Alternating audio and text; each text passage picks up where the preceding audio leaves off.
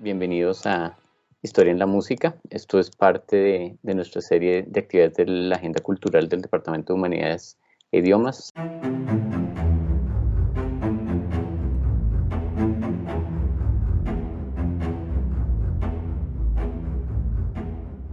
La idea hoy es que entonces hablemos de los contextos, que podamos hablar de la vida de Lennon, pero también no solo como un ser aislado, sino que podamos hablar de Lennon y el contexto en el que surge y cómo se lee su obra en ese momento y cómo la leemos hoy en día, desde el siglo XXI. Entonces, antes de hablar de Lennon, que nace en 1940, pues queremos echar un poquito para atrás y hablar como de esa Inglaterra y esa Europa de los años 30 y 40, donde nace Lennon, es decir, él nace en plena Segunda Guerra Mundial, pero esa Segunda Guerra Mundial también va a ser una continuidad de una serie de procesos complejos que se vienen dando. Si bien pues, hay que mencionar, digamos, que están los aliados y los nazis y todas estas bandas, nosotros nos vamos a enfocar más en este ir y venir de la parte cultural, es decir, cómo se estaba moviendo la música de un lado del Atlántico al otro, cómo el arte como que había cobrado una nueva mirada europacizándose tal vez, digamos, como rompiendo con ese legado de que Europa es el centro y que ahora empiezan a llegar, digamos, nuevas miradas culturales. Entonces, no sé, de nuestros invitados, ¿quién quiere hablar un poco sobre ese contexto de la música llegando a Europa? Y cómo va tomando forma eso. Juan Pablo, bienvenido, adelante. Hola Camilo, bueno, muchísimas gracias por la invitación. Vamos a mostrarles un mapita y voy aquí a compartir pantalla para mostrarles un pequeño mapa así muy sencillito que me ayuda aquí como a mostrarles, a contar un poco sobre la contextualización. Entonces este es como, no sé si lo están viendo, si me puedes decir Camilo. Está perfecto, se ve perfecto. Bueno, este es un mapita que saqué así de Google Maps porque, digamos, algo que generó las guerras mundiales fue un gran intercambio cultural, ¿no? Digamos, el horror de la guerra, en medio de ese horror también hubo como una especie de intercambio y hubo, como decía Camilo, una especie de ires y venires culturales. Y este como mapita que les estoy mostrando acá es como para ilustrar como que toda esta región, el Caribe, e incluso incluyendo a Colombia, fue como entre los siglos XIX y XX un gran corredor cultural, como de los más fuertes que ha existido en la historia de la humanidad. Y eso, digamos, bueno, se debió mucho a los intercambios comerciales, a la navegación que traía como culturas de diferentes partes del mundo. Y eso generó un mosaico cultural, musical enorme, ¿no? De aquí, de esta región, yo creo que nacen como el 90% de las músicas que oímos hoy en día, ¿no? Digamos, yo acá estoy cogiendo demasiado espacio, me cerraría un poco más como al Caribe y al Caribe colombiano, pero pensemos que de aquí vienen como casi que todas las músicas que oímos, ¿no? Estamos hablando de la salsa, del jazz, del merengue, del hip hop, del reggae. Y digamos que gran parte de lo que causó las guerras mundiales fue que muchos como de los soldados de Estados Unidos que fueron a pelear esas guerras, pues en su mayoría eran afrodescendientes de clases medias bajas, muy influenciados por estas músicas, ¿no? Aquí tenemos, pues aquí no se ve como dónde queda una de las ciudades más importantes de Estados Unidos de los siglos XIX y XX, que era Nueva Orleans, donde era una ciudad era parte de un puerto en donde llegaban un montón de influencias musicales de Cuba, de Jamaica, de las Antillas, que crearon pues una de las músicas más importantes antes de la llegada del rock, que fue el jazz. Todas estas como influencias llegaron, como les digo, a Europa por medio de las guerras, y allá se volvieron un fenómeno impresionante como en la juventud, ¿no? Entonces este pequeño mapita era como para contextualizarlos. Ya dejo de compartir pantalla. Y allá en Europa, pues como les digo, los jóvenes como que se vieron muy influenciados por estas músicas que llegaban de descendencia afrocaribeña, y eso fue un poquito lo que la juventud de John Lennon experimentó, ¿no? Como un deseo por conocer estas músicas, por manifestarse a través de estas músicas. ¿Qué les permitían estas músicas? Pues muchas cosas que la cultura tradicional europea como veía como raras o que sentía que no eran muy acordes con el deber ser de la música, que era como escuchar y como deleitarse con el sonido sin moverse mucho, pues estas músicas incitaban al baile, a la sensualidad, las letras hablaban mucho como sí, como de la juventud, y eso pues se volvió un gran fenómeno en ese momento. Yo lo equiparo un poquito, digamos, con el reggaetón, en el sentido que es un gran fenómeno mundial, al igual que la cumbia colombiana, que se volvió un gran fenómeno. Uno va a Europa y ve unos europeos que saben muchísimo de reggaetón y de cumbia, que miren que nace precisamente en este lugar como del Caribe, ha generado un montón de manifestaciones musicales, ¿no? Digamos que hay muchos investigadores musicales que dicen que las músicas que más han influenciado a la humanidad se han producido en ambientes como de mayor diversidad racial y mezclas culturales, ¿no? No es en esos lugares donde hay una cultura muy cerrada a sí misma, donde se han producido las músicas más influyentes de nuestras vidas, sino que son más en los lugares donde hay mucha mezcla racial y mucha diversidad cultural, ¿no?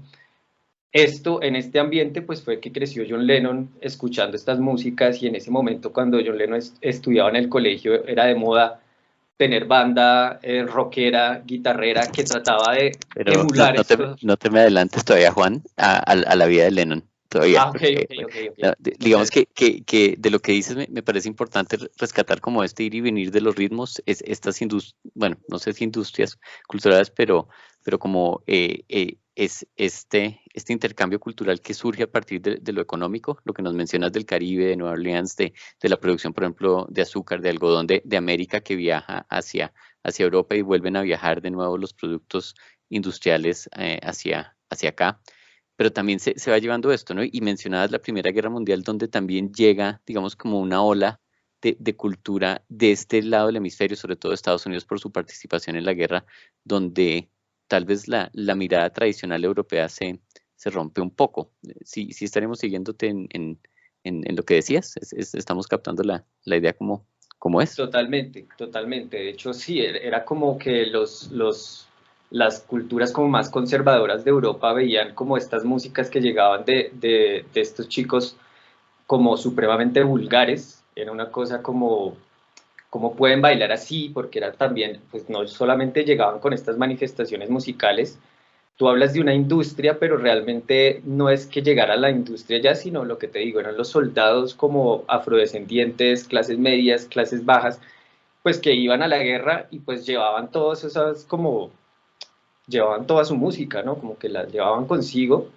Digamos que ya, por supuesto, después va a llegar una industria que va a como catapultar como todo ese espíritu de la época, y pues de ahí es que aparecen los Beatles, pero, pero realmente sí, si uno se pone a ver, era como un choque generacional entre unos que decían que cómo pueden considerar esto música, ¿no? Pensemos Ahí que está el choque, sí. tradicionalmente para los europeos música de tambores o música muy bailable la consideraban como inferior, ¿no? O como que esa no era como válida. Y pues llega esta como explosión musical que, digamos, hoy, insisto, con el paralelo al reggaetón, digamos que el intercambio cultural ya no se da a partir de una guerra, sino pues a partir del internet, que pues nos permite conectarnos un montón. En ese momento, quien logró como generar como esa llegada de unas músicas, digamos, lo más frescas, que influenciaron mucho a la juventud de los años 20, 30 y 40, pues fueron esas llegadas de los soldados norteamericanos allá, que venían con pero insisto, como no eran soldados, eran afrodescendientes, clase media, clase baja, que habían tenido toda esa influencia de las músicas de las Antillas, que eran la moda en Estados Unidos. O sea, Estados Unidos tenía como gran parte de la música de Estados Unidos, Es del afro. jazz, y el 90% es afro, ¿no? Totalmente, el blues, jazz, el rock. Bien, Juan. Pues muchas gracias por esa introducción y ponernos en contexto y me parece interesante que tengamos en mente cómo viaja la cultura, ¿no? Bien sea por la economía o por la guerra, pero llega a los sitios y como que es barata órdenes. Milena, adelante por favor. Sí, pues justamente en ese tema de cómo viaja la música, pues me parece importante tener en cuenta lo que tú dices, Juan Pablo, de los puertos.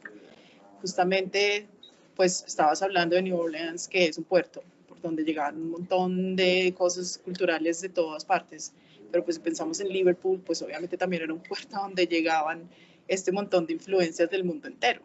Y pues si pensamos en nuestra Colombia, pues a donde llegaban las influencias era por Barranquilla, o sea, siempre el tema del puerto hay que tenerlo allí presente porque es como esta gran entrada de la cultura a los países que después se reparte hacia el interior, pero pues este es el primer encuentro y es esta influencia súper importante que pasa en estas ciudades que están allí, ¿no? Estas ciudades que tienen estos puertos. Y haciendo la comparación con lo que tú dices del reggaetón, pues obviamente si tú piensas en esa época, el rock and roll, pues ya de pronto adelantándome un poquito, pero pues era este contoneo del cuerpo que obviamente para las generaciones mayores era una cosa terrible ver a la juventud que es como enloquecida con estos movimientos que no eran permitidos culturalmente en ese momento, ¿no? Que es la comparación que tú haces con el reggaetón. Para nosotros ya, bueno, para mí que ya soy un poco mayor, pues también este contoneo del cuerpo de pronto me choca un poco entre los jóvenes, pero es esa misma sensación, como que esta expresión juvenil que rompe además con un montón de paradigmas que tenemos los adultos,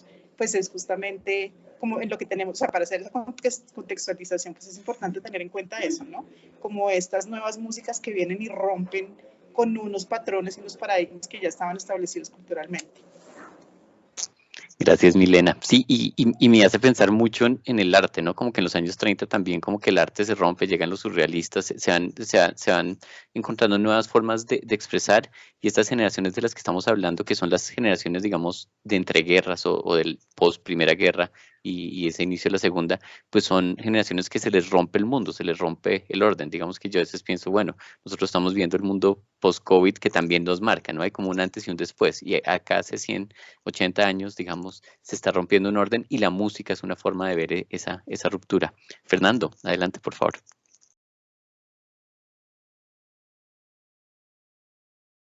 Espera que no te escuchamos. ¿Ya? ¿Allá me oyen? Ok. No, primero, nada más, yo diría, para seguir en la onda Lennon, que creo que Lennon una de las cosas en las cuales fue pionero fue precisamente en darle, en traer el feminismo, no el feminismo, sino la feminidad a todo un concepto, a toda su filosofía. Entonces prefiero que siga Paulita primero. Adelante, Paula. Sí. ¿Tienes el coso? Sí. Es que yo quería volver un poco a lo que hablábamos con Milena sobre la juventud, sobre esa juventud que se contonea con estas nuevas músicas, pero sobre todo me parece importante como traer a colación que la juventud, como ese concepto de juventud, del joven, no existía antes de la guerra. Es decir, el niño, era un pequeño adulto que servía para, digamos, ciertos trabajos más simples, y después, cuando cumplía la mayoría de edad, pues se ponía la ropa del papá y empezaba a actuar como un adulto. Esa era como la vida. Mientras que, digamos, en esa posguerra empieza a aparecer, digamos, un pensamiento juvenil, o un grupo de personas, unos jóvenes, con unas expectativas distintas a convertirse en sus papás, con unas expectativas diferentes de crear un mundo posible distinto, que antes, digamos, no existía. Antes de, digamos, de las grandes guerras, de la Primera y de la Segunda Guerra Mundial, pues los niños simplemente si estaban en guerra y no podían estudiar, pues no podían estudiar. También, digamos, muchos de ellos también tenían que trabajar para poder ayudar a sus familias a sobrevivir en esas épocas tan oscuras, y cuando finalmente llega la posguerra y llega esta nueva generación que no le había tocado esa austeridad que le había tocado a las generaciones anteriores, sino que empieza, digamos, con la guerra, que ganen la Segunda Guerra Mundial los aliados, pues hace que, digamos, Inglaterra y los Estados Unidos, digamos, empiecen a fortalecerse económicamente y al mismo tiempo empieza a crear como, empieza a existir ese grupo de jóvenes que a su vez quieren consumir y quieren crear, digamos, una realidad diferente. Empieza también el consumismo de los jóvenes, antes no existía ese consumo de los jóvenes. Pero la moda empieza a cambiar. Un poco, digamos que yo quiero llegar a eso, digamos, de post Segunda Guerra y quiero enfocarme un poco en dónde nace Lennon, ¿no? Como en qué momento histórico, todavía estamos como en esos 30, 40 antes de que se acabe la Segunda Guerra, donde pues no sabemos si el mundo va a ser pro-nazi o pro-aliados, ¿no? Como que nacen en una generación en la incertidumbre. Incierta. Digamos que ahorita vamos a hablar del consumismo y quiero poner ahí como eso porque es importantísimo, pero pues sigamos, todavía no ha nacido Lennon, digamos que todavía estamos hablando del contexto donde es el mundo pre-Lennon. Antes de darle la palabra a Fernando, nos hace una pregunta acá en el chat, Raúl Firacative, para que la vayamos pensando, no es para que la respondan de una vez, pero es cómo era la difusión de las músicas en aquellas épocas. Es decir, yo creo que Juan Pablo ya empezó a contestar esta, pero pues para que atendamos la pregunta del público también. Fernando, adelante. Sí, pues un poco haciendo como un resumen de lo que han dicho todos, que todos dicen cosas muy ciertas. Sin embargo, por ejemplo, respecto a lo que dice Paulita, antes, respecto a los movimientos juveniles, pues movimientos juveniles han existido desde siempre, ¿sí? O sea, los prerrafaelitas eran un movimiento juvenil, ¿sí? Byron era un tipo juvenil, los surrealistas ni hablar, o sea, Breton y todos sus locos eran un movimiento juvenil, drogas también había, ¿sí? O sea, qué sé yo, Thomas de Quincy metía láudano, Picasso metía opio, siempre hubo movimientos juveniles e incluso más pepos y más locos que el mismo early 60s, no sé si tanto como ya el hipismo y otras cosas posteriores a los 60s, pero siempre hubo esa intención. Lo que pasa es que aquí ya tenemos los medios de comunicación pues ya son una cosa que esta vaina lo hace difundir por todo el mundo, ¿no? Respecto a lo que dice Juan Pablo, a mí sí evidentemente pues sí debe haber una influencia, digamos, del Caribe y toda esa cosa, pero yo como lo veo ya respecto al rock y respecto a lo que pasa, y respecto a la música que directamente influencia al rock, que es básicamente el blues y lo que después llamamos rock and roll, y un poco del skiffle en Gran Bretaña, pero ante todo, pues, digamos, música que viene del bluegrass y de músicas tradicionales americanas, es una música que musicalmente hablando tiene una influencia que viene directamente de una tradición anglo, ¿sí? En cuanto a su estructura armónica, o sea, los Beatles no están cogiendo, yo no veo que haya realmente una globalización en ese momento, que esta gente que es anglo esté aceptando músicas de otro lado, sino lo que hay es ese intercambio entre dos grandes imperios que efectivamente ganan la guerra, como ustedes dicen, ¿no? Que son Estados Unidos y Gran Bretaña, y que entran a reemplazar, digamos, culturalmente en el mundo a lo que antes daba Francia y Alemania. En Inglaterra un poco, pero digamos que no tenía ese poder hegemónico sobre la cultura, y finalmente la cultura es casi que la principal arma de invasión, ¿sí me entiendes? Para someter a otros pueblos, pues antes se sometían por las armas, después por la economía, pero finalmente es la cultura la que hace que otro pueblo adopte las maneras de otros, y siempre ha sido una cuestión, incluso en ese momento, eurocéntrica, ¿no? Digamos que, por ejemplo, el blues, que es el papá del rock and roll, su estructura, el blues es simplemente una música de campesinos norteamericanos mal tocada, ¿sí? Porque pues de ahí viene el blues scale, ¿no? En guitarras que no siquiera son afinadas mi, si, sol, re, la, mi, sino que son afinadas con una afinación abierta, ¿sí? Para tocar con un solo dedo. pues obviamente con muchísimas excepciones de gente, pero digamos que la tradición es esa y es una tradición de que la parte africana sí es muy clara, es una tradición de preguntas y respuestas en un lamento que hacen los negros recogiendo algodón, ¿sí? Un lamento que es de protesta a su vez, y pues eso es lo que realmente llega después, como muy bien lo dice Milena, a través de los puertos, que es muy importante lo de los puertos, ¿sí? A través de Liverpool, que hay una cosa interesante aquí que precisamente discutí anoche con Paula, que sí, Liverpool como puerto recibe, digamos que todos los discos, ¿sí? Y toda la influencia, digamos, a nivel de que llegan primero las cosas tal como tú lo dices, como llegaba aquí en Barranquilla, que eso lo dice, por ejemplo, un amigo mío que es rockero, que es Augusto Martelo, que es de los primeros, y todos los, dice que el rock aquí en Colombia precisamente entró por la costa, porque sí, eso es cierto, y los primeros grupos fueron en Barranquilla, Cartagena, los primeros grupos de rock, digamos, primeros, no los flippers ni los speakers, que ya son fenómenos bogotanos, pero en todo caso sí, lo de los puertos es muy importante.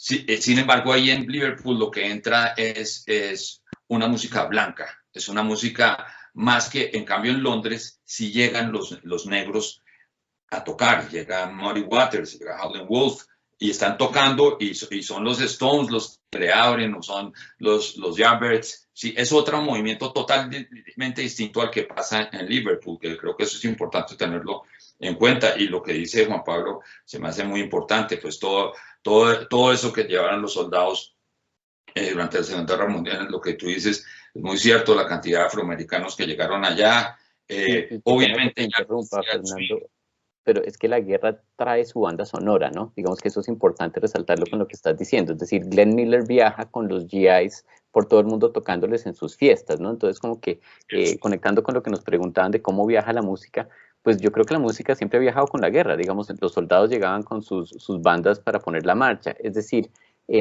acá le digo al público que piensen que la música no es solo entretenimiento, es parte de todo un sistema más complejo de cómo nos relacionamos. Qué pena que te interrumpí, Fernando. Adelante. No. Te iba a decir que efectivamente el swing, pero el jazz ya había llegado, por ejemplo. El jazz ya había llegado antes, Josephine Baker había llegado a Francia, ha llegado al mismo Berlín, sí, que después lo atacan y toda esa vaina, pero pues uno ve jazz en todo eso, incluso en las mismas pinturas de Otto Dix, en la Weimar Republic, en esa Alemania totalmente destruida, llena de mondiguos, prostitutas, gente lisiada, pues que quedaron de la Primera Guerra Mundial, y hay mucho jazz ahí metido, ¿no? En fin, ¿no? Eso es. Bien, Juan Pablo, como para cerrar este tema y pasamos al siguiente, adelante.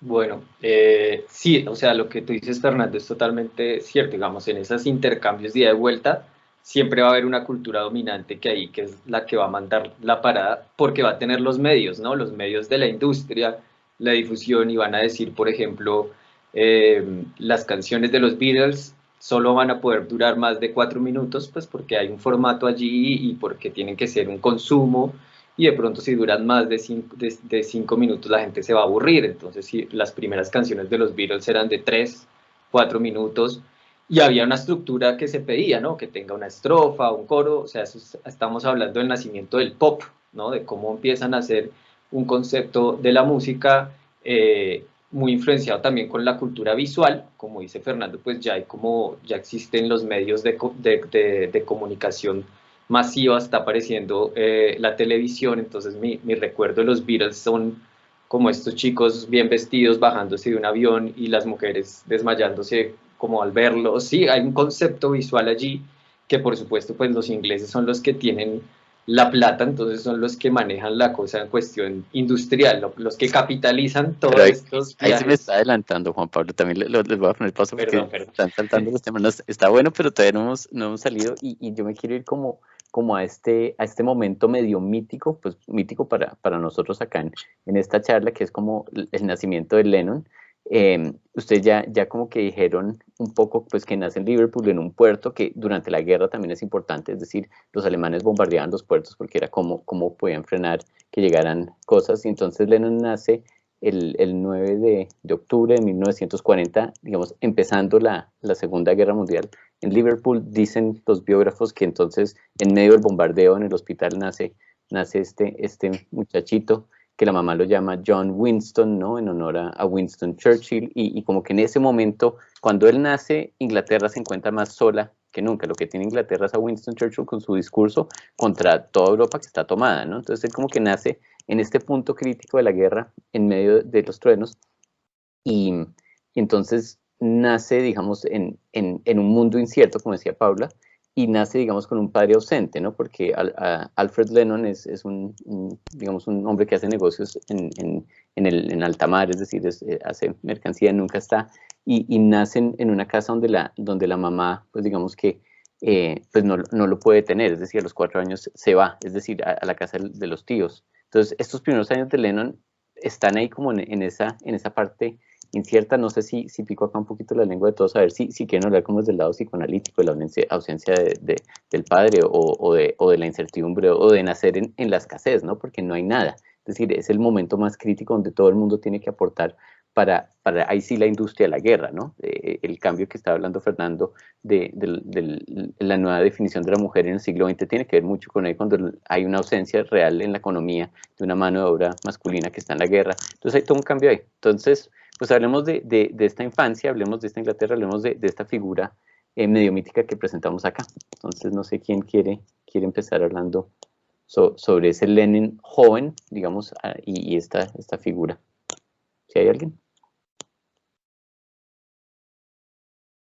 Pues yo Adelante, Paula. puedo comentar algo, pues un poco sobre digamos, esa primera etapa de Lennon. Y a mí lo que me parece, digamos, importante resaltar de Lennon es que, bueno, digamos, a pesar de ser un hombre, digamos, lo que tú dices, que nace en un momento, en un mundo incierto, logra de alguna manera como llegar a la escuela de artes, donde en ese momento en Inglaterra es como un caldo de cultivo para todos ese pensamiento rebelde que se va a construir ya un poco más adelante. Entonces no me voy a adelantar a eso, pero creo que, digamos, la posibilidad en la posguerra, pues se crean, digamos, las escuelas de arte, y entonces muchos de los estudiantes que tuvieron que dejar sus estudios durante la guerra tienen la posibilidad de estudiar, de hacer una carrera, pero muchos de ellos, digamos, no tienen las bases académicas que necesitan para enfrentarse, digamos, a una carrera muy seria, muy tradicional, y entonces van a parar a las escuelas de arte, en las que pues está pasando digamos, hay muchos jóvenes que se están cuestionando el mundo actual, se están cuestionando, digamos, la situación política, digamos, y se empieza como a juntar esas miradas rebeldes que van a más adelante pues a desarrollar, digamos, los movimientos culturales o expresiones culturales que son pues que van a cambiar el mundo, como es el caso de los Beatles con la Beatlemanía, que va a invadir el mundo, literalmente. Ahí hay lo que hablas como una generación rebelde, digamos, que mencionas, pero también una generación de muchachos que perdieron a su papá, por ejemplo, en la guerra, o no saben quién es, porque hay todo un fenómeno, digamos, que hay una generación que nace en medio de esta ausencia paternal, y ahí, por ejemplo, Lenin es un ejemplo concreto, digamos, él no conoció bien a su papá y la mamá lo tuvo que dejar desde muy chiquito. Milena, adelante, por favor. Sí, pues justamente complementando un poquito ese tema de John Lennon, que nació pues en esta familia bien particular, y su mamá lo deja chiquitico y tiene que irse a vivir con su tía, y pues su tía es una persona así súper conservadora. Entonces él sí nace como con esta ausencia de los dos, tanto de padre como de madre. Y después vamos a ver la historia de Paul McCartney, pues que también tiene ausencia de padre, entonces no está con él. Entonces lo que tú dices, Camilo, de estos jóvenes que llegan a un mundo que está completamente revuelto, sin una figura paterna, y lo que tú dices después, Paula, que entonces empiezan a conocer que ellos no tienen por qué seguir como estos parámetros de sus papás, porque pues el mundo está al revés, y ellos como por qué van a seguir con un mundo al revés y no tienen voz ni voto. Entonces como que no tiene mucho sentido continuar con lo mismo, ¿no? Entonces empiezan a crear estas culturas justamente, pues aunque tú lo dices, Fernando, que eso pues revoluciona bien, siempre han sido los jóvenes los que ponen como la parada, pero pues en esta época en donde empiezan a haber tantas influencias de tantos lugares, con jóvenes papás, con unas familias pues completamente medio, bueno, como desbaratadas y como que las mamás tampoco saben qué hacer con estos muchachitos, pues es donde se empiezan a formar estos grupos también y a presentar de alguna manera una voz al mundo en donde tienen cosas que decir, ¿no? Y ya tienen formas de no solo decirlas, sino que los escuchen en muchas partes. Muchas gracias, Milena. Ahí digamos que voy a ir complementando un poquito lo que dicen. Me parece particular del caso de Lennon, de todos modos, que la mamá Julia pues no está ahí, pero sí está ahí. Es decir, él se va a ir con el tío George y la tía Mimi, esa famosa mujer fuerte que le dice como, no te dediques a la guitarra, que eso no se puede vivir. Creo que estoy citando más o menos ahí lo que ella le decía a él, como que... pero la mamá sí iba, es decir, la mamá iba y estaba con él, es la que lo introduce en este mundo de la música. Yo no sé, digamos, qué tipo de relación con la mamá es, digamos, es una mamá, no sé, demasiado joven o que no está ahí o que es un igual con él, me genera muchas preguntas, pero sí es esta generación que se está cuestionando por qué el mundo es así. Adelante, Fernando. Sí, yo solo quiero decir que en el caso específico de Lennon es bien interesante, porque pues por lo que tú dices, José Camilo, él tiene una relación bastante extraña con la mamá que como ustedes dicen, tiene una presencia intermitente en su casa, ¿no? Porque también tenía ciertos problemas, digamos, psicológicos y no me acuerdo en dónde fue que vi, pero se insinúa que Lennon en algún momento dice que pues digamos que no es una relación incestuosa, pero sí existe un episodio extraño con la mamá, que ahorita no me acuerdo exactamente cuál es. Y es curioso, por ejemplo, cómo Lennon después siempre se une, por ejemplo, a mujeres mayores. ¿Sí? En el caso, tanto en el caso de Cynthia como en el caso de Yoko, ¿no? De hecho, por ejemplo, la misma Cynthia narra, por ejemplo, que dicen, le preguntaron en una entrevista de cómo es su relación con los otros Beatles y dice que los otros eran muy respetuosos porque precisamente ella era como la vieja del grupo, ¿no? La mayorcita, ¿no?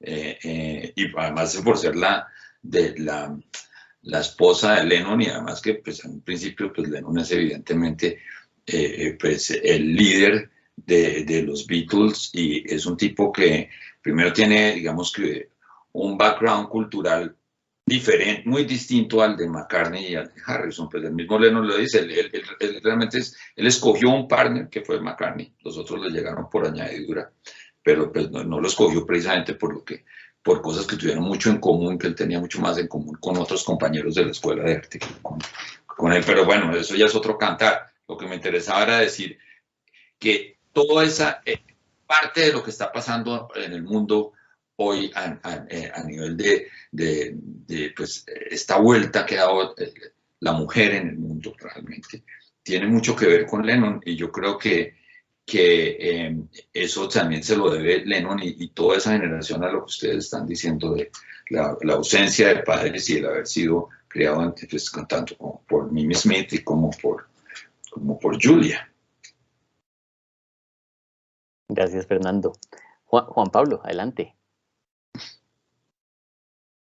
Bueno, yo quería complementar un poco de lo que ya han dicho, como en cuanto a las rupturas que sufrieron como las generaciones en esa época. Por un lado, pues digamos por lo que dice Paola, de como ese espíritu de esa época es decir, hay una gran frustración, ¿no? O sea, antes de las guerras pensábamos que la humanidad iba como una escalerita subiendo hacia el desarrollo y que todos íbamos a lograr la civilización, la democracia, el progreso, y pues llegan las guerras y eso es una ruptura muy grande y se empieza a decir, bueno, si esta idea del progreso nos llevó a la guerra, pues algo hicimos mal, tenemos que repensarnos. Eso por un lado, pero por otro lado lo que dice Fernando también de la tecnología, ya hay unos medios como para expresarse que por ejemplo las guitarras eléctricas empiezan a popularizar más, los amplificadores, y eso se vuelven populares entre las clases populares y las juventudes de Alemania y de Inglaterra, que está, pues de la posguerra, que están vueltas nada, pero se vuelve como muy común tener una guitarra eléctrica de segunda con un amplificador de segunda que puede sonar durísimo, ¿no? Hay una anécdota que yo te había contado, Camilo, de un violinista judío que pues muy conservador él, como de una escuela así conservadora europea, que pues tenía su escuelita de violines en Alemania y pues estaba venida menos, se estaba acabando, y en esas los Rolling Stones deciden darles una donación, es decir, deciden donarles como el 50% de lo que ganaron en un concierto, que eso era demasiado para este violinista judío de tradición supremamente conservadora europea. Este violinista pues decidió ir y agradecerles, dijo, bueno, voy a ir a un concierto de los Rolling Stones, nunca he ido y de paso pues me empapo y conozco a estas juventudes, y pues él fue y no se aguantó ni 5 minutos del concierto, se tuvo que ir y como que dijo, uy, esto no es musical, porque la tradición europea lo que dice es que la música es para tener control sobre todas las variables, ¿no?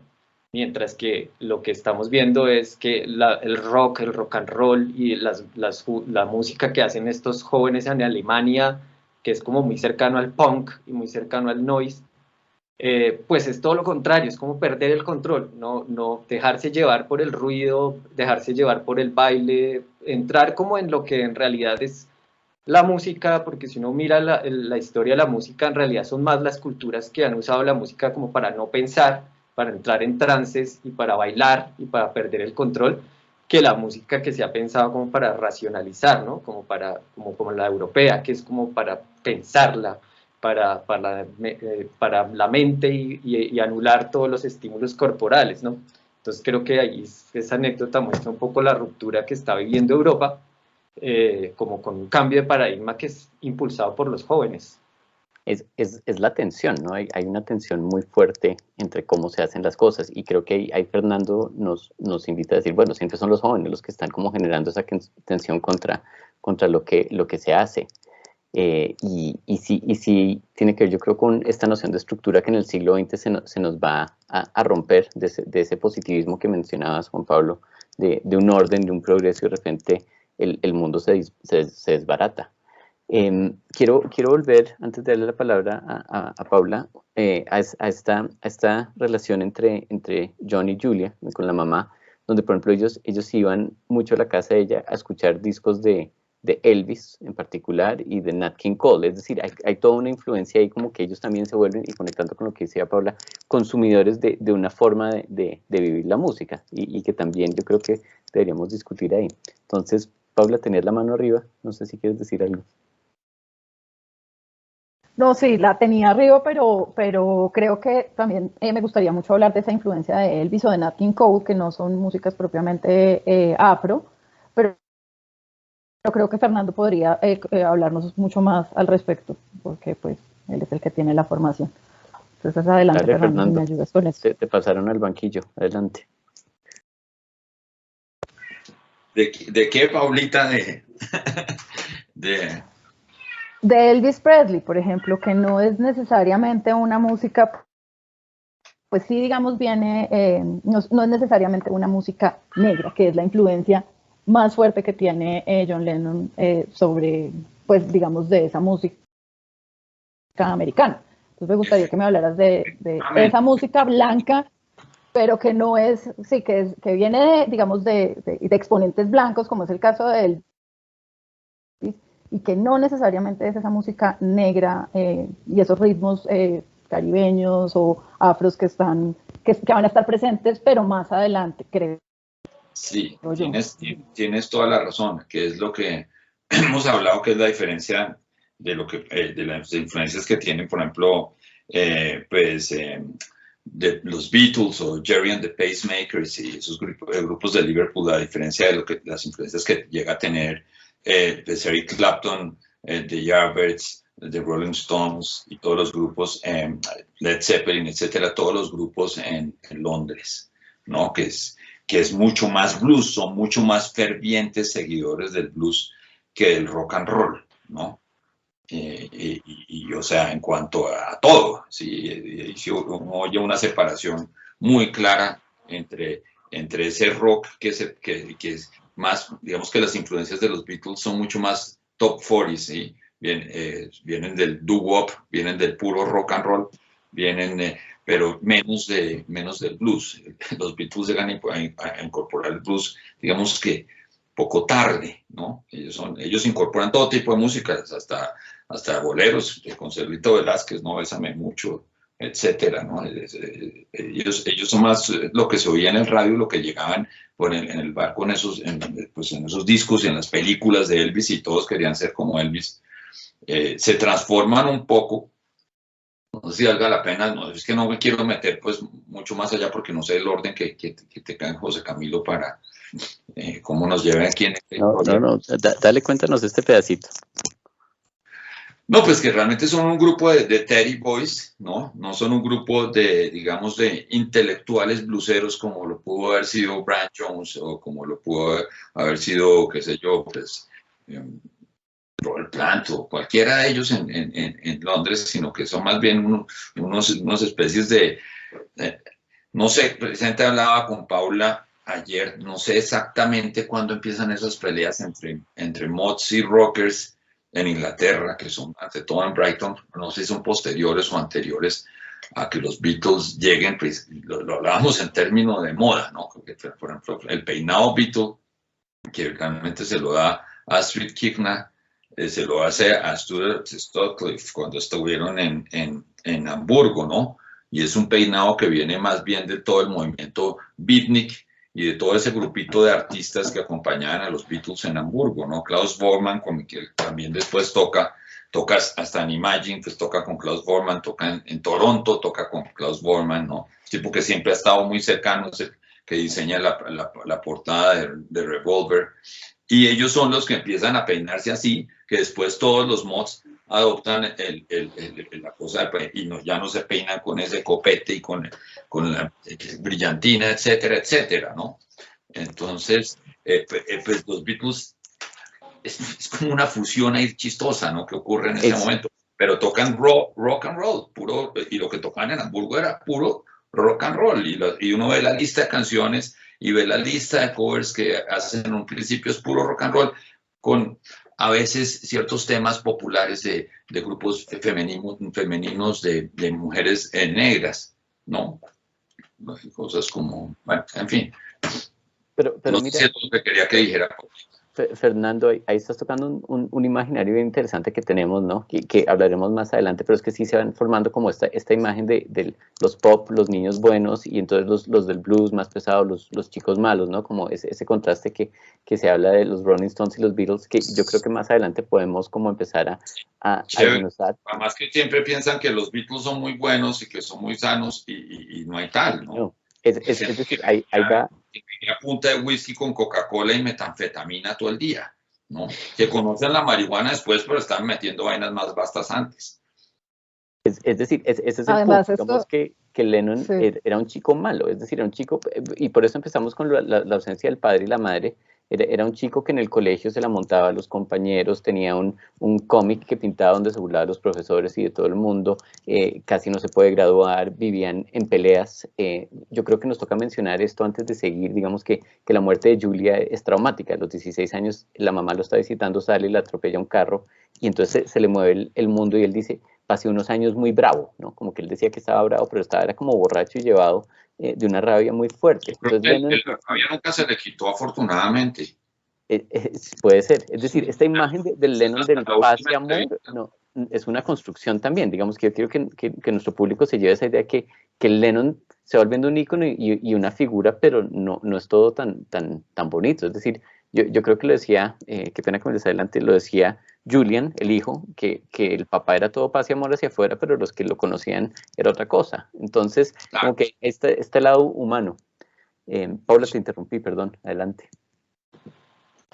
No, estábamos hablando, digamos, de ese Lennon, y yo quería, digamos, volver a esa época de Hamburgo, porque finalmente los Beatles se vuelven como famosos realmente. Ellos vuelven a Inglaterra como si fueran una banda de Hamburgo. La gente no los conocía en Inglaterra lo suficiente, y se vuelven buenos músicos gracias, digamos, a esas jornadas extenuantes, con esos conciertos que era toda la noche, y lo que dice Fernando, pues entonces, digamos, también entraron en una dinámica en la que conocieron las metanfetaminas o el consumo de whisky, todo para poder, digamos, de alguna manera aguantar esas largas jornadas, y eso también empieza a hacer, pues, digamos, a aportar a la evolución de ellos como músicos, y como artistas, que finalmente es lo que va a llevar a John Lennon a convertirse en ese gran ícono que es hoy en día, en esa búsqueda artística que inicia, pues que digamos empieza muy tímida en los Beatles, porque pues digamos John Lennon me parece a mí que nunca separó su persona artística con su vida privada, fue casi como que él fue cambiando a la vista de todos, fue evolucionando a la vista de todos, se fue volviendo pacifista a la vista de todos, fue armando sus discursos mucho más complejos a la vista de todos. Entonces pues creo que esa, digamos, todos esos pequeños pasos que se dieron van a ir a constituir o a construir este ícono, pues, del que estamos hablando hoy, incluso de esas largas jornadas en Hamburgo. Ahí entonces, pues, como para adelantarnos un poco más, porque lo que dice Pablo es verdad y lo que dice Fernando, digamos, como que se va construyendo esta figura, y tenemos esta primera llegada de los Beatles a Estados Unidos, tenemos esta invasión, digamos, por ahí escuché el dato cuando hicieron el show de Ed Sullivan, donde tocaron 5 o 6 canciones, creo que tenían 74 millones de personas viéndolos en ese programa. 74 millones de personas. 74 millones de personas en 1963, 64, no me acuerdo, pero eso es un jurgo de seguidores, es decir, no sé, digamos, le gana TikTok en ese momento, digamos, esa llegada, y ya viene una marca, ¿no? Es decir, ya viene el peinado que nos hablaba Fernando, pero al mismo tiempo son estos chicos que para ir a presentar, es decir, cuando la música ya entra a la casa de las personas con el televisor, pues vienen de corbata, ¿no? Tocan canciones pop, ¿no? Fernando es como ese rock todavía como medio inofensivo, lo que decía Juan Pablo, que es como, bueno, 4 minutos para que nadie se aburra, y ¿qué va pasando ahí? Es decir, bueno, ¿cómo es esta primera etapa de esos Beatles? No sé cómo contrasta con lo otro que está pasando, ¿cómo lo ven ustedes? Pues es decir, que ya es una industria, ¿no? Es que a mí me parece que digamos, lo que hace que los Beatles sean los Beatles y que sea diferente es justamente ese cabezazo de haberlos peluqueado así como niños buenos y haberles puesto sus corbaticas y ese suit, porque ellos cuando estaban en Hamburgo, cuando estaban buscando, digamos, su carrera como rockeros, pues sí tenían unas pintas bastante, pues que no eran llamativas, y nadie iba a llevarlos a su casa, o nadie iba a meterlos en su sala de su casa como, digamos, con la apariencia que tenían en Hamburgo. Cuando ya, digamos, ellos empiezan, o digamos, tienen su primer manager que los limpia un poco y les hace los trajecitos y el peluqueadito y de todo, él lo que está buscando justamente es espacios donde ellos puedan tocar y donde sean, digamos, que vayan a ser bien recibidos. Por eso es que yo creo que cuando ellos llegan a Norteamérica la primera vez, a los Estados Unidos, con sus peinaditos y sus corbaticas y todos impecables, pues van, digamos, no tienen esa apariencia de rockero sucio, desagradable, que era, digamos, o digamos, del rockero negro o del músico negro, que en Estados Unidos para ese momento todavía pues el racismo era una cosa y la segregación todavía estaba presente.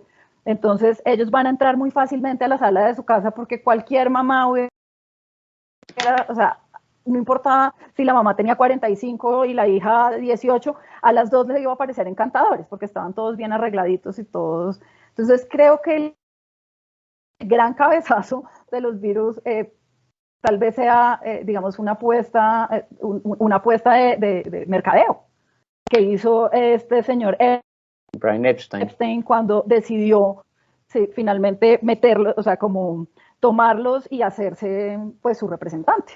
Entonces, finalmente es como la primera banda donde se les hace a los músicos un mercadeo bonito para las niñas y las señoras y todo. Bien, Paula. Juan Pablo, adelante.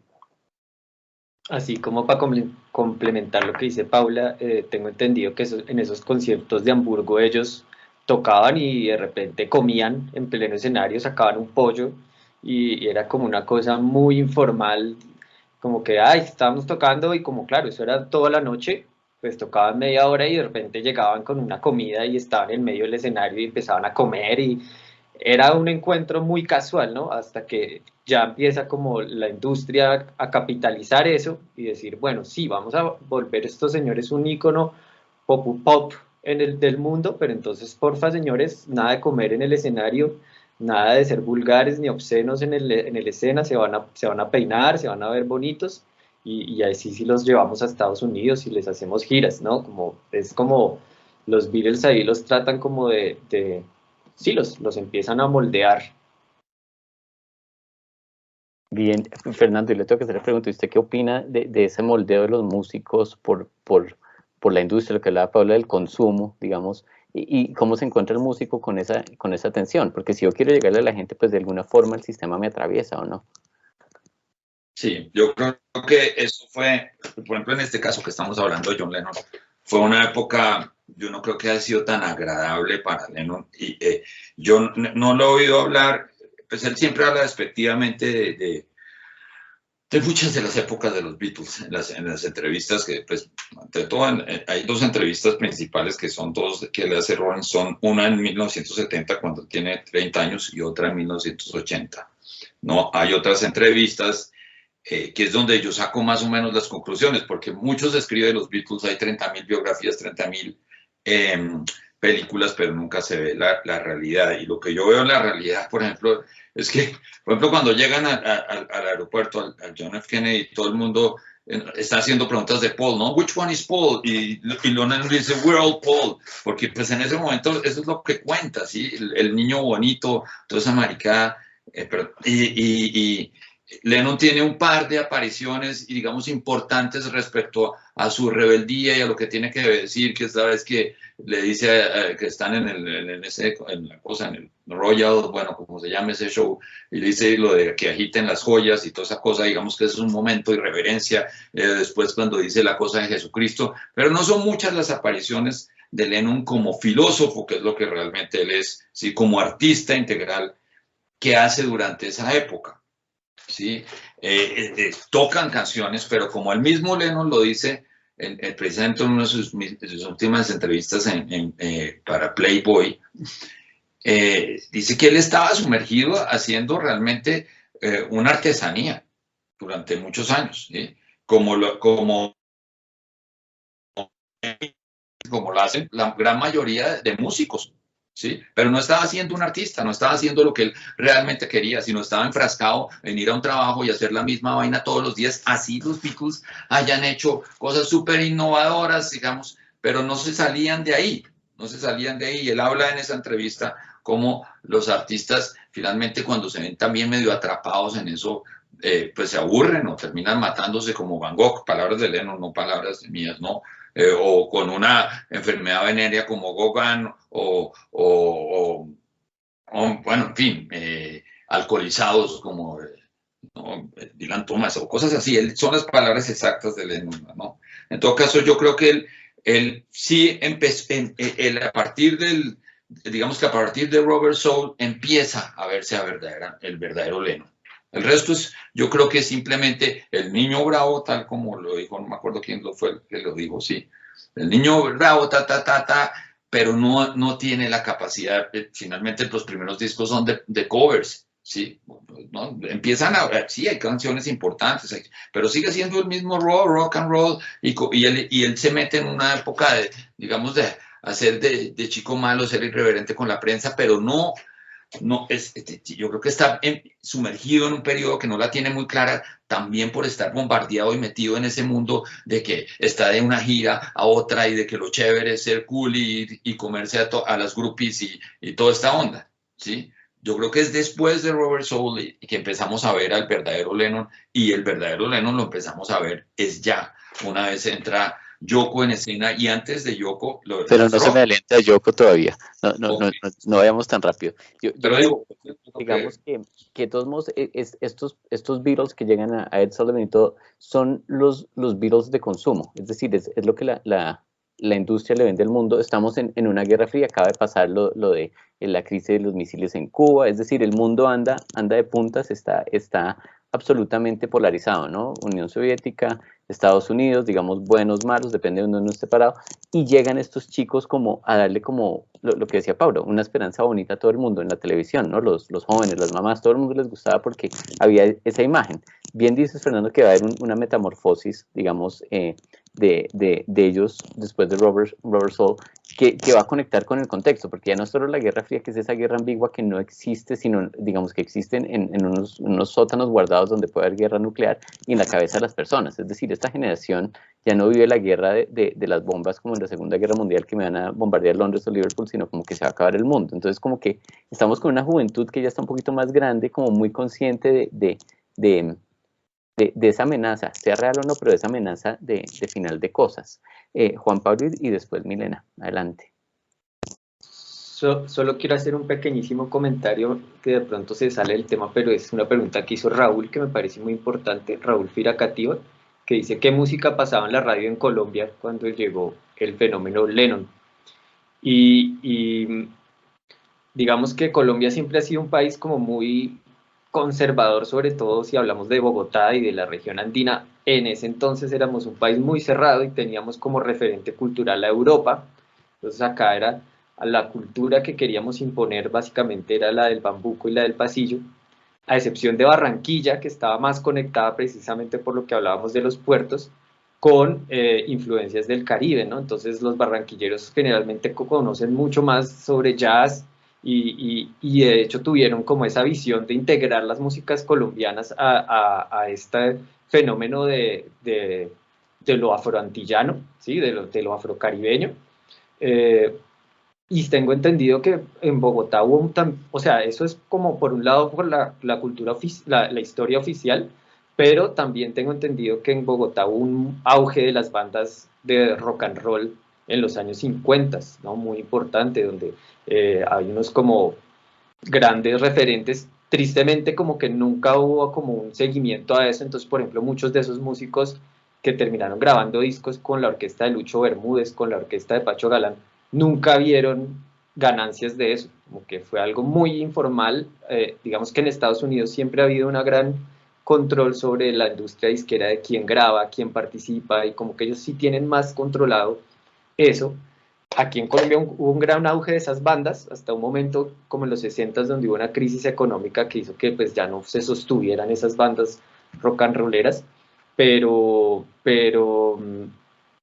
sí, como que hay un legado de músicos muy importantes que terminaron tocando en las bandas de Lucho Bermúdez y de Pacho Galán, que estaban muy influenciados por las músicas barranquilleras, pues que llegaban de la radio por medio de Barranquilla. Gracias, Juan. Milena, adelante. Sí, también un pequeño comentario, y es pues que justamente lo que tú decías, Fernando, pues yo creo que ellos, pues hablando de los Beatles, empezaron muy chiquitos porque pues eran muy jóvenes cuando se reunieron. Ahí el mayor era John Lennon y se encontró con Paul, y después llegaron los otros dos, y sí tenían como estas musiquitas bonitas, suavecitas, como dices tú, Paola, que le gustaba a todo el mundo y como que todo el mundo los aceptaba, y llegaron a Estados Unidos y tuvieron por allá un encuentro con Bob Dylan, y creo que fue él que les dijo como, venga, pero pues ustedes sus músicas no dicen nada, o sea, están tocando esta musiquita como para alegrar a la gente, pero pues esta no tiene ningún contenido, como ¿qué les pasa? Entonces creo que ese fue como el momento en el que John Lennon reconoció que sí estaban haciendo pues música para el público en general, pero nada que dijera o que expresara lo que realmente querían decir, lo que estaba pasando en el mundo, como que estaban haciendo el papel de los medios de entretener, pero pues realmente no estaban presentando el mensaje que ellos querían llevar. Es esa la pregunta, digamos, y yo le vi la cara a Fernando cuando estabas hablando de lo que les dijo Bob Dylan, ¿no? Porque sí, es un momento de tomar decisión, y voy a volver a conectar acá con el fenómeno de la televisión, ¿no? Digamos que esto es muy importante, digamos, los Beatles llegan cuando la televisión ya entra a la casa de las personas a la hora de cenar, y la familia se reúne no en torno a la radio, sino en torno al televisor a ver qué está pasando. Y como entran los Beatles a la casa de las personas, también está llegando la guerra de Vietnam. Es decir, ya estamos llegando a un momento donde hay un conocimiento cultural de lo que está pasando más allá de la frontera nacional, y hay un conocimiento de que hay jóvenes que están muriendo. Es decir, esta generación de boomers, ya estos muchachos que nacen, ya tienen su propia guerra. No es una guerra mundial, pero hay una guerra ideológica, la Guerra Fría, pero también ya está allá plasmándose, y Estados Unidos está metido en Vietnam. Y seguramente la música de ellos también tiene que cambiar porque pues hay un contexto, ¿no? Y me parecería importante que mencionáramos acá cuál es ese contexto, digamos, en el que se mueven los músicos, en los que se mueve Lennon en Woodstock, el 68. Es decir, acá hay todo un nuevo fenómeno que va a molestar mucho a Nixon en particular. El gran, digamos, presidente que va a odiar a Lennon es Nixon porque la tiene muy claro. Los jóvenes escuchan a Lennon, ya tienen 18 años, pueden votar, entonces la maquinaria de Lennon, aunque no es político, o como podría decir Fernando, es más filósofo, pues va a influenciar a los que van a votar, va a influenciar a la democracia. Entonces me gustaría como que conectáramos como ese cambio musical con el cambio en el contexto. Adelante, Juan Pablo. Pero, perdón. Dale, Milena. Y después Juan Pablo. No, qué pena. No, pues que iba como a complementar ese tema y es que también estamos pasando por un momento de la contracultura, ¿no? Entonces hay un montón de grupos, pues lo que tú dices, Camila, como en este momento, y hay unos grupos allí, pues están los negros tratando de pelear por sus derechos y entonces empieza ahí como muy suavemente el tema de los feministas también tratando, mejor dicho, cada uno tratando de reivindicar sus derechos y como contra esta guerra loca que está pasando en Vietnam, que nadie entiende qué hace Estados Unidos metido allá, ¿no? Que es como lo que va a pasar después con los Beatles. Ya, Juan Pablo, sí. Sí, digamos, John Lennon se vuelve como una especie de influencer, ¿no? Como un youtuber, pues no con los medios de hoy en día, pero sí es una persona que se vuelve un influencer y claro, o sea, es una persona que empieza a ser un referente para la juventud por fuera de lo establecido. Entonces ahí se empieza a volver como peligroso para, pues, para los políticos, ¿no? Porque él está como hablando de discursos pacifistas.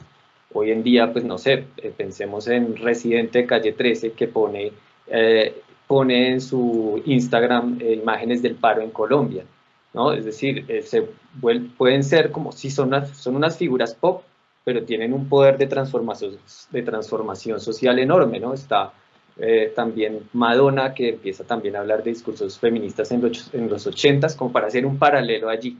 Y para complementar un poco, bueno, en Colombia también hubo una influencia para complementar la pregunta de Raúl, que se me olvidó ahorita, pues hubo unas bandas muy importantes acá que querían imitar mucho ese estilo de los Beatles, ¿no? Los Flippers y los Speakers, que también tenían como esa misma estética Beatles y que se peinaban como ellos y que hacían músicas muy similares, hacían covers de las músicas de ellos, pero a la colombiana, muy interesantes, muy chéveres. Gracias, Juan. Sigue Paula. Adelante, Paula.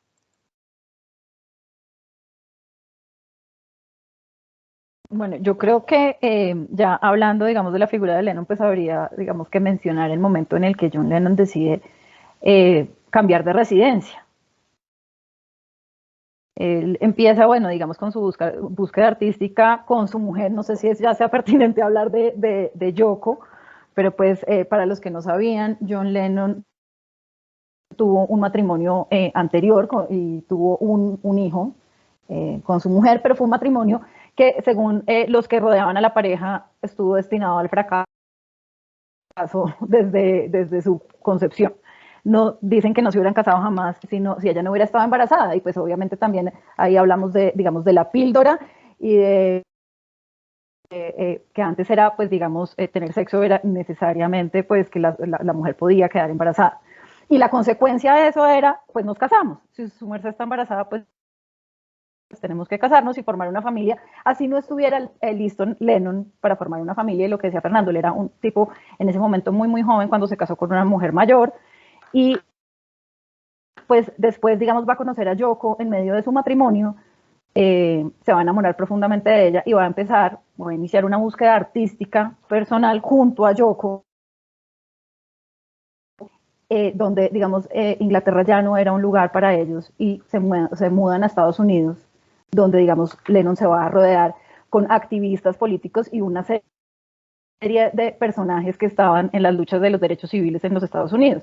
Entonces también, digamos, por eso es que yo creo que a Nixon le da tanta rabia, porque Lennon finalmente era como el megáfono de esos activistas que estaban yendo en contra de ese gobierno y del orden establecido.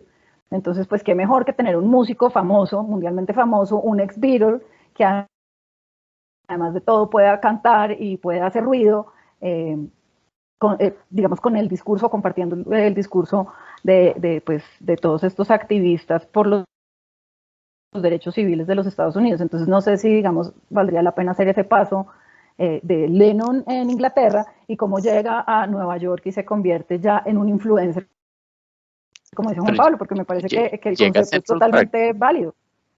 Es decir, Adelante, es como moverse a la capital cultural del mundo y estar ahí, ¿no? De todos modos, hay algo del desplazar de salir de Londres hacia otro lado, o de Liverpool hacia otro lado. Adelante, Fernando.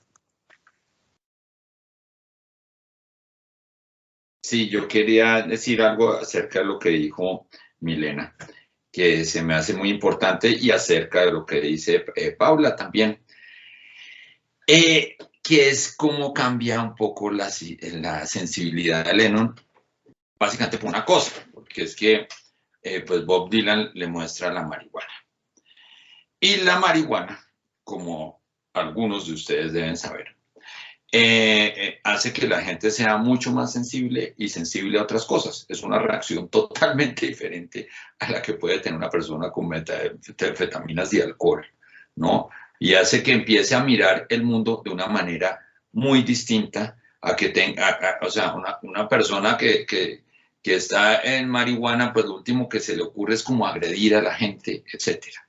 Esto empieza a transformar a Lennon, ¿sí? Empieza a transformar a Lennon también. Lo que dices tú, la influencia de Robert Zimmerman es una cosa violenta, pues cuando empieza a usar el cap, así todo igualito a Dylan, etcétera, que eso ya es en el momento cuando están llegando a Estados Unidos, que están haciendo una cosa, pero ella está pensando otra, ¿sí? Y eso no degenera, sino tal vez evoluciona en el momento en que el famoso Dr. Robert les da el ácido a los Beatles, y Lennon, como bien lo dice en su famosa entrevista en la del 70 de Rolling Stone, pues es un tipo que en ese momento, si uno empieza a ver que eso lo tomó más o menos en el 65, 66, en el 70 él dice que ha tomado ácido más o menos unas 1000 veces. Es decir, que es una persona que seguramente tomó ácido prácticamente a diario, ¿no?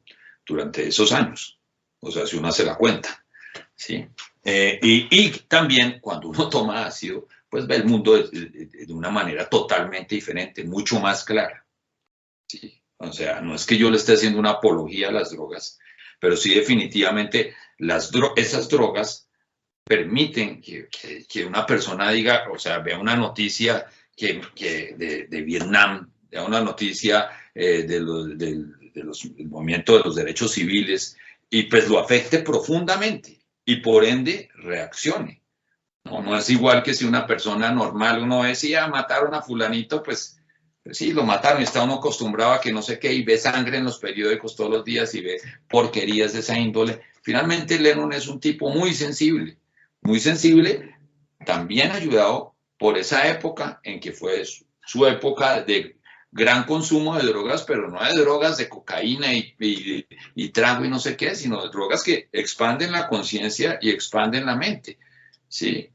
Y por eso ya yo creo que también, por ejemplo, lo que dice Paula acerca de que el matrimonio con Cynthia Powell estuvo siempre destruido, pues yo he visto declaraciones de Lennon y de Cynthia y veo que no es así.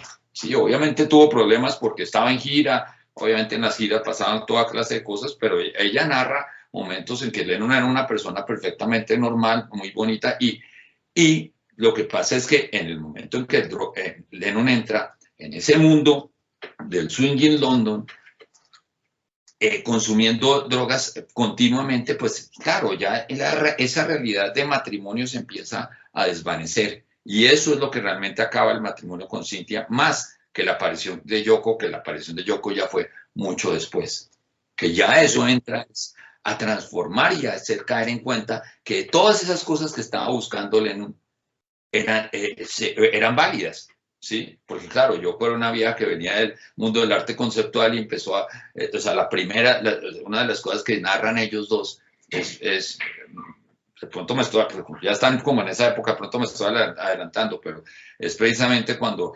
la primera vez que hacen el amor, que duraron un resto de tiempo para llegar a eso, ¿no?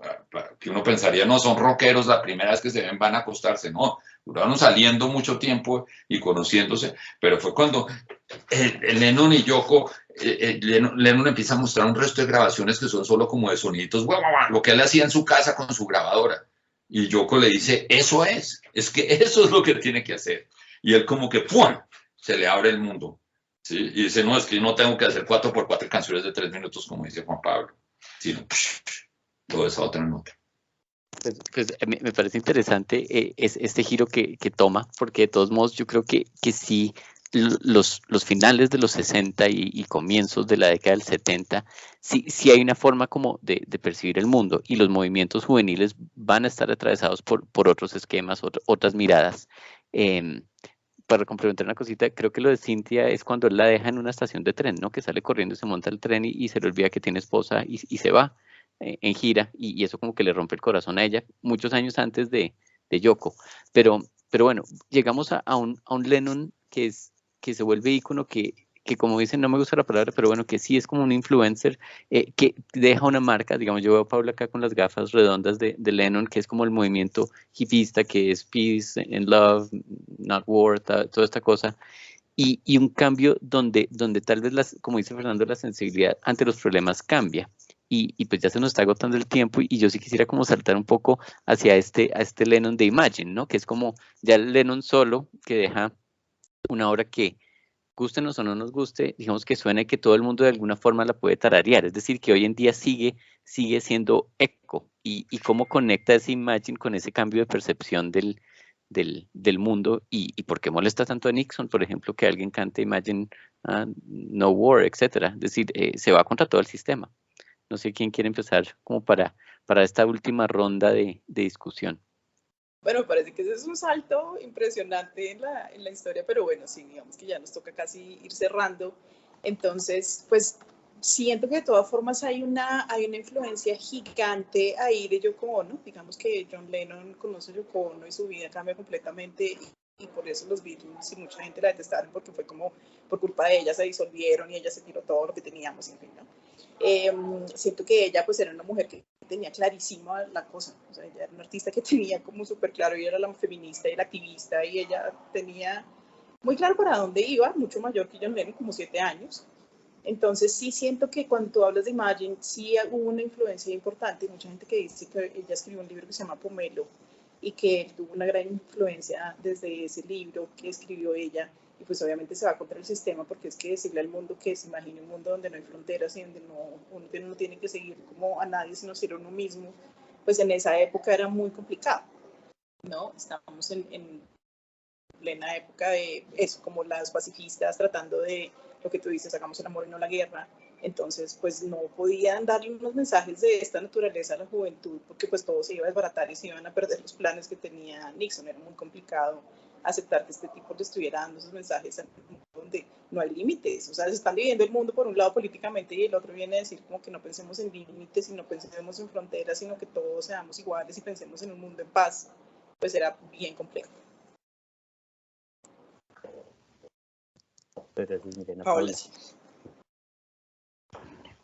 Pues digamos, me parece que además, y los que digamos estuvieron en clase conmigo cuando hablamos sobre David Bowie, y que David Bowie descubre con Andy Warhol la autopromoción como una estrategia válida para hacerse, pues digamos, para hacerse notar. Me parece que Lennon y Yoko, o sea, como ese matrimonio en el que, digamos, estoy de acuerdo con Milena, a Yoko digamos, la crucificaron de alguna manera, porque fue quien acompañó a John Lennon en esa búsqueda, fue como ese despertar, y de alguna manera quien lo complementó en esa búsqueda como artista, que a veces se nos olvida que los artistas pues tienen un compromiso con expresar su visión del mundo, pero no tienen un compromiso con entretenernos a nosotros, sus espectadores. Entonces a veces creemos que si el artista no hace lo que nosotros estamos esperando de él, pues entonces es que dejó de ser bueno o se vendió al sistema. En el caso de Yoko, pues la cosa es más compleja, porque pues era un mundo machista y un mundo racista al que se enfrenta esta mujer, además con toda la valentía, y dice, no, pues no, esto es lo que estamos buscando hacer. Pero además de todo Lennon, que también, como saben los que estuvieron conmigo en las clases de Bowie, era un gran amigo de Bowie en esa época de New York, pues él también digamos, va a hacer o va a tener mecanismos de autopromoción, como por ejemplo cuando inundaron las calles de no solamente de Nueva York, sino de varias ciudades del mundo diciendo, la guerra se acabó, si usted quiere. Y era un mensaje de ellos, salido, digamos, de su bolsillo, pero se dieron cuenta que digamos, eso que ellos habían creado y que a veces les molestaba tanto que todo el mundo estuviera pendiente de ellos, lo podían usar a su favor para transmitir un mensaje de paz y un mensaje de amor, que era lo que finalmente, pues, y es por lo que se consolida como un ícono Lennon, es dar ese mensaje de paz y amor en un momento de mucha incertidumbre, lo que dice Camilo de los jóvenes americanos sintiendo que el mundo se les podía acabar en cualquier momento, que iba a estallar una guerra nuclear en cualquier momento y que hasta iban a llegar todos. Entonces, como usted puede pensarse un mundo posible pacífico. Además hay una cosa, la tenía por acá anotada, pero no sé, en la que Lennon dice, si una vez usted se pone violento, quienes tienen el poder van a saber cómo controlarlo. Entonces, si uno se pone violento para tratar de imponerse, pues entonces todo el sistema va a ejercer el control y todos los mecanismos que tiene para ejercer el control. Por eso ese discurso de Lennon pacifista era muy bonito, porque era de alguna manera decirles a ustedes tienen la posibilidad digamos, de crear un mundo diferente si ustedes quieren, pero tienen que hacerlo de manera pacífica para que no entremos en ese círculo vicioso de la violencia donde, digamos, el sistema y todos los mecanismos del sistema van a poder controlarlos a ustedes, sino tenemos que ir haciendo, digamos, acciones individuales que vayan, pues, como creando ese mundo que nosotros estamos esperando, ese mundo posible de la paz y el amor y de decirle no a la guerra. Y conecta mucho con el contexto de Martin Luther King, es decir, de todos estos movimientos de los derechos civiles que no son violentos, es decir, que hay una forma de hacer resistencia sin ejercer esa violencia. Yo sé que saltamos, pero quería decirle al público que el Imagine igual es el 71, es decir, estamos todavía como en todos estos años de Yoko que ya estamos moviendo, y es un, pues digamos, como un quiebre en ese momento álgido de Vietnam. Fernando, tienes la mano arriba. Adelante, Fernando. Sí, yo creo que definitivamente Yoko es fundamental en la historia de John Lennon. Aparte de que John Lennon fue un tipo muy adelantado a su tiempo, o sea, fue un tipo que hablaba de cosas, por ejemplo, en este disco, que yo creo que es uno de los mejores de John Lennon, que casi nadie lo conoce. Si lo alcancen a ver ahí. Es un disco que se llama Hard Play, que son simplemente diálogos entre Yoko y John Lennon. No tiene música. No. Bueno, ahorita me perdí, pero bueno, John Lennon estaba tan, por ejemplo, ahí menciona cosas como el fast food, ¿no? Eating healthy, y todo este tipo de cosas que son conceptos que empezamos a acuñar nosotros, digamos, del siglo XXI hacia acá.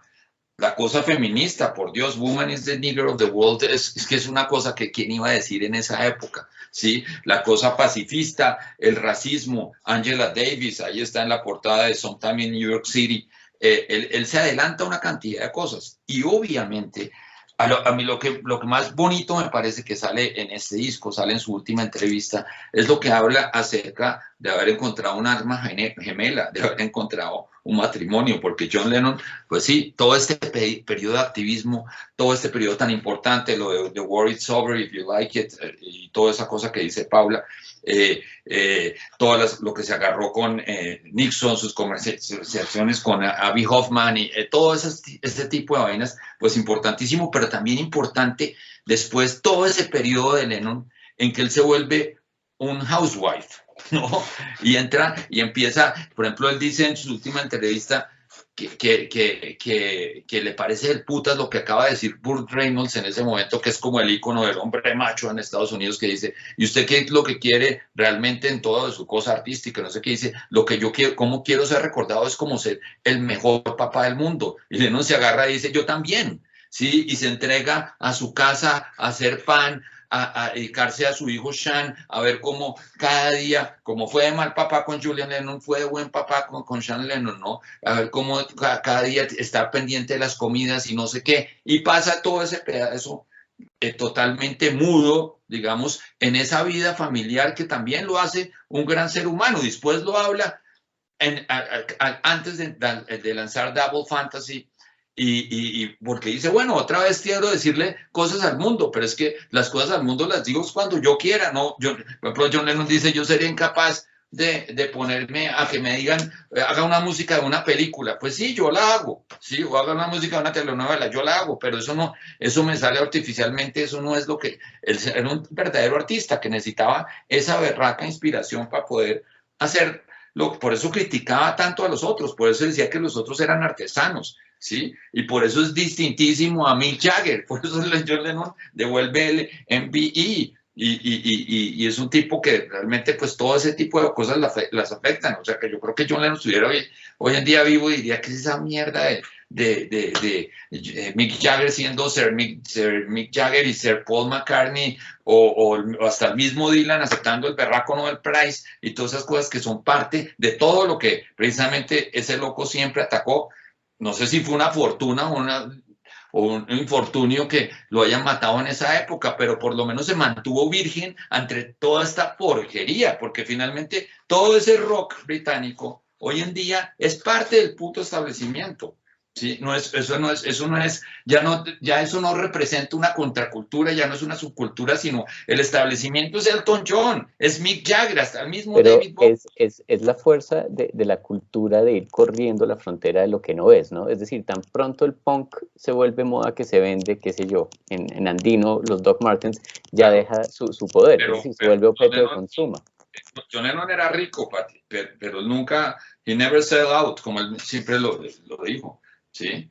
Y devolvió cosas como ese tipo de premios. Y sí, se untó un poco de la cultura gringa y fue y presentó un Grammy y cosas de ese estilo, pero fue un tipo que se mantuvo firme, o por lo menos de pronto fue, como te digo, tuvo la suerte de que lo mataran a los 40 años y no llegó a convertirse en un hijo de, ¿no? en un miembro de toda esta estupidez neoliberal. ¿Sí? Como veo yo todos esos ídolos que yo tenía de chiquito, que ahora me parecen un asco, ¿sí? Oír hablar a Ringo Starr hoy en día, me dice, ¿por qué está maricada? ¿Sí? Habla como una estrella de Hollywood, como ir a Liz Taylor, o como ir, no sé, una cosa, ¿no? Por lo menos John Lennon, o Johnny Rotten, por Dios, que era el símbolo de nuestro señor, y el tipo hablando súper bien de Trump. Entonces, ¿para qué esa mierda de anarquía en the fucking UK y toda esa vaina? ¿Qué? ¿Sí? O sea, ¿quién le va a creer a un tipo como esos? Pues ahí de todos modos, pues no sabemos qué hubiera pasado con Lennon, para el público que nos queda, digamos, muere muy joven, muere a los 40 en el 80, ahorita en diciembre se cumplen 41 años de la muerte de Lennon, y precisamente por eso, pues, como que quedó allá, ¿no? Digamos que ahí me gusta que tuvo la dignidad de convertirse en una ama de casa. Eso se me hace, creo que, uno de los periodos más importantes de la vida de Lennon. Sí, y es cuando le dan el green card, ¿no? Cuando queda callado, lo dejan vivir en Estados Unidos. También ahí tiene toda una cosa, digamos, es una figura bien interesante. ¿Crees que se haya quedado callado por vivir en Estados Unidos? No. Lo que digo es que después de Nixon le dan el green card. Es decir, todos los años de Nixon el man estuvo vetado. Lo tenían rodeado y le tocaba. Entonces, pero sí. Nos han hecho un par de preguntas, ya se nos acabó el tiempo.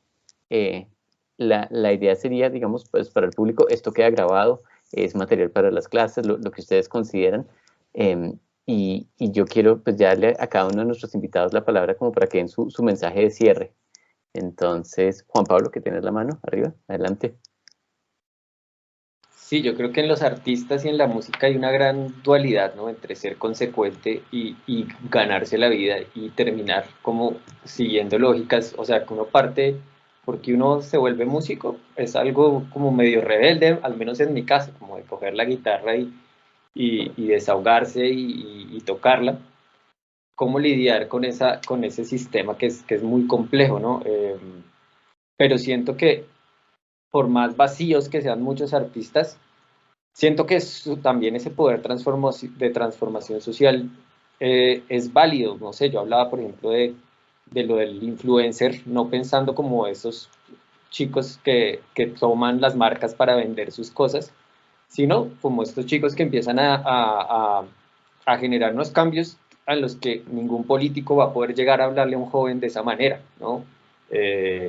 Y hemos visto cómo, por ejemplo, eso está produciendo cambios en nuestra cultura, ¿no? De pronto una visibilización más fuerte de las comunidades LGTBI, el mismo feminismo, que son cosas que, si bien el pop como un producto de la cultura y del mainstream de esas élites, pues lo ha creado y lo sabemos, y pues no es ningún secreto, digamos, también se ha abanderado unas causas que a mi modo de ver son importantes y ayudan como a crear un mundo más igual, pues como más libre, que se supone que de eso se trata la democracia, pues digamos, siendo muy idealista. Y siento que, por ejemplo, hay artistas muy jóvenes que están como rompiendo como esos paradigmas y están apostándole, o sea, yo los veo muy sintonizados con lo que decía Fernando ahorita de esa sinceridad de John Lennon. Pienso que en ese sentido los artistas jóvenes de 20, 22 años, no sé, por dar dos ejemplos, La Muchacha, que es una cantante manizalita que me parece espectacular todo lo que ella hace, Briela Ojeda también, Pastusa, y Gato de Monte, que es un músico bogotano que vive en Soacha y tiene una pollería, pero en sus ratos libres toca su bandola llanera, una bandola que él se inventó, es decir, él cogió una bandola llanera y le cambió las cuerdas. Gato de Monte creo que lo recomiendo mucho porque siento que es un artista muy sincero en el sentido de lo que dice Fernando, o sea, es una persona que usa la música como un arte. Y bueno, Edson Belandia, creo que es también un gran referente a mi modo de ver, de artistas como que le apuestan a la sinceridad, ¿no? Y no están buscando esos premios ni esos reconocimientos, sino están usando el arte para expresarse. Gracias, Juan Pablo. ¿Quién más da sus palabras de cierre? ¿En qué orden? Fernando hizo el gesto que damas primero. Adelante, Pablo. No, yo creo que pues que acá queda muchísima tela por cortar. Es decir, de hecho, pues creo que la parte más interesante, y creo que Fernando estaría de acuerdo conmigo, la parte más interesante de John Lennon, ¿no?, es cuando logra convertirse, digamos, en esa figura con un mensaje político claro y ya, digamos, construido, que es algo que le pasa a él en Estados Unidos. A mí lo que, digamos, lo que me gustaría decir como para cerrar es que, digamos, hay como un ciclo ahí casi perfecto y que se cierra en el sentido en que John Lennon empieza a recibir todas las influencias de Norteamérica, musicales, y es lo que lo convierte en el personaje que es, y llega de alguna manera a volver a entregar todo lo que él había construido en Nueva York en los años 70, y pues bueno, ya para los que estuvieron en clase conmigo, pues muere a manos de un fanático en 1980, en diciembre de 1980. Entonces, pero creo que sí queda mucho por decir, mucho por contar, y los que estén interesados, pues vale la pena que sigan averiguando cosas de John Lennon porque tiene una vida fascinante y además unos mensajes que son absolutamente pertinentes para el día de hoy. Gracias, Paula. Milena. Bueno, pues también para ya pues agradecerles a todos por la presencia, por habernos acompañado. Tuvimos algo así como 190 participantes, entonces estuvo bonito. Gracias por acompañarnos. Y sí, queda eso, es decir, creo que el arte y pues los cantantes, como tú dices, Juan Pablo, que son sinceros y que no se venden al sistema, pues son aquellos a los que deberíamos pararles también bolas. Desafortunadamente, pues solo tenemos acceso como a esos grandes personajes que se venden fácilmente por las redes sociales y por los medios de comunicación, y desafortunadamente hay muchas personas que quedan ocultas porque no son estas personas que van como con la corriente, sino que al contrario, ¿no?, que como su mensaje va por otro lado, pero pues justamente ellos son los que a los que nos deberíamos dar la oportunidad de escuchar y de ver. Entonces, pues sí, digamos que afortunadamente pues John Lennon tuvo como esta oportunidad de mostrarse al mundo como era. Yoko, pues obviamente, insisto, aunque mucha gente la odia, pues para mí fue como una persona súper importante en su vida y lo influenció para bien, porque pues gracias a ella también él salió a decir y a mostrarse como era. Entonces, pues es eso, como hay que ser quién es, como lo dijo, hay que ser quién es, y yo no estoy aquí para mostrarlo, para decirle a la gente lo que quiera oír, sino para mostrar lo que soy. Entonces creo que ese es el mensaje, como seguir siendo quienes somos, mostrarnos al mundo como somos y decir lo que hay que decir. Y eso es todo. Muchas gracias, Milena. Y Fernando, las palabras de cierre.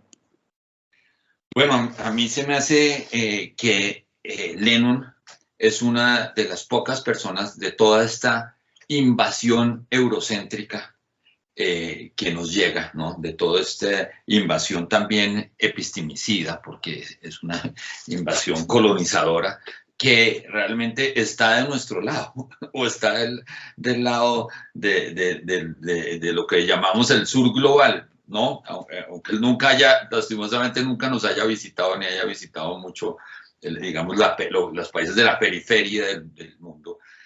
Sí es un tipo que está muy en sintonía a cómo siente el otro, a cómo siente el que habita, ahorita Pablo se va a reír, a cómo siente el que habita la zona del no ser, ¿sí? Y está siempre cuestionando todo lo establecido. Entonces a mí se me hace que por eso es una figura importantísima y que se sale del contexto de la gran mayoría de artistas pop que hacen, no digo que hagan mal arte, yo creo que hacen unas cosas muy buenas, unas producciones increíbles, pero no, a excepción totalmente de Zappa, Dylan y otros cuantos, no dicen mucho, ¿sí? Estoy muy de acuerdo con lo que dice Juan Pablo. Hay una gente ahorita, hay una ebullición violenta en Colombia. Ahorita participé precisamente después de toda esta cosa de las marchas en muchos programas de gente que hacía música al respecto, porque vi que mencionaste algunos que hacen música como La Muchacha, etcétera, ¿no? Y quedé sorprendido de la producción musical de nueva gente que está haciendo al revés que en otras épocas, digamos que en mi época, que yo, digamos, tocaba en uno de los pocos grupos que tocaba temas políticos y sociales. Hoy en día hay una cosa generacional en este momento que es impresionante en Colombia. A mí me da tristeza ver a músicos legendarios, ahorita no voy a decir nombres, sí, pero que pertenecían a grandes grupos, Flippers, etcétera, participando en cosas como la Voz Senior, ¿sí? Y siendo juzgados es que eso es como si pusiéramos a Mick Jagger y que estuviera juzgándolo, qué sé yo, pues, uno de esos de ahora, Maluma, un tipo de esos, ¿sí me entiendes? Eso lo ve uno que la Voz Senior, y ve uno a gente que yo realmente admiraba cuando adolescente, siendo juzgado por un partido de... Bueno, en fin, eso se me hace triste a la vez que exista esta novísima generación con música tan buena como la que he oído en esos programas. Pero y nada, gracias a ti. Gracias.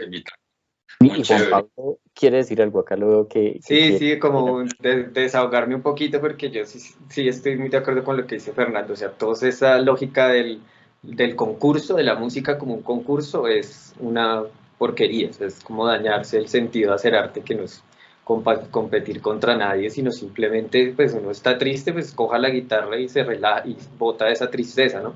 Y siento que esa lógica que nos han enseñado en la televisión de que la música como un concurso le hace mucho daño a la música.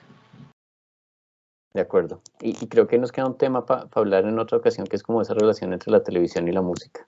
Digamos que hablando desde Led Sullivan para acá y lo que están hablando de La Voz ahora, pues ahí sí hay un espacio de encuentro interesante y de tensiones. Pues nos fuimos unos minutos más. Al público que se quedó, muchísimas gracias. Espero que todos hayan disfrutado de este espacio. Nuestro propósito en el Departamento de Humanidades y Idiomas es precisamente hablar espacios donde no necesariamente nos ponemos de acuerdo en nada, sino que damos nuestras perspectivas, recordamos que no hay una sola mirada, sino que siempre hay muchísimas miradas y que mi verdad puede ser no tan verdad para otro, etcétera. Entonces, a los profesores también del departamento, súper invitados a que me avisen si quieren montar algo, busquemos un espacio. Este es nuestro espacio, es para la comunidad. Y a Milena, a Paula y a Juan Pablo, mil gracias. Y a Fernando, como un invitado externo que nos abrió su casa también ahí para estar con nosotros, pues un abrazo muy grande. Muchísimas gracias a todos y nos estaremos viendo en la próxima. Pondremos el video en la página del departamento. Paz y amor. Ver en YouTube. Que no se nos olvide. Paz y amor. Chao. Chao.